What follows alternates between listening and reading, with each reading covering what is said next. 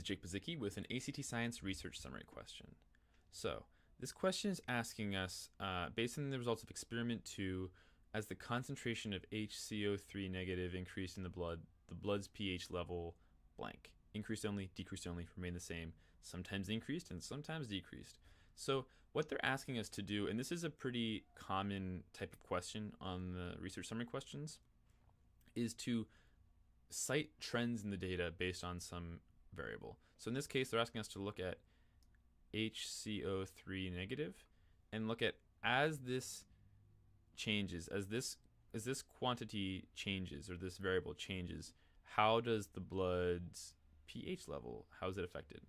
And so they're not just asking how it changes, they're asking specifically as the HCO3 is increased in the blood's pH level blank. And always be very careful to make sure that you understand exactly what's asking you, because if you had looked at how this decreased, it would be totally different answers, or if you weren't really sure, you might just be tempted to randomly guess, which would give you the wrong answer 3 times out of 4. So here we're gonna go answer choice by answer choice and see what makes sense. So as the HCO3 negative increased in the blood's pH increase, is that right? So as this goes up, does the pH always go up? So as we look from here to here, from this increase, yep, that increases.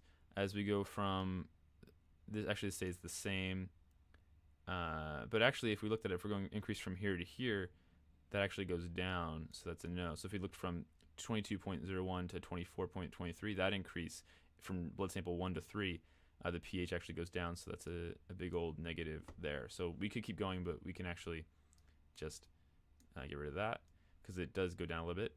We can also eliminate answer choice B because as we saw in the first one, was we increased from the concentration of HCO3 negative from blood sample 1 to 2, we actually got an increase. This is a little check mark here showing an increase. And so it didn't decrease only. And it didn't remain the same because we saw that as HCO3 increased, it went up and down. And so our answer choice is D, that sometimes it increased and sometimes it decreased. And we can see that if we look at the rest of these two. As it increases here, it goes up. As it increases here, it goes down a little bit. And that's actually, if you want to think about it experimentally, it's because of the presence of this H2CO3 and the way that it reacts to both of these affect the pH. But they just asked us about this variable, so that's what we're going off of. And the answer choice is D.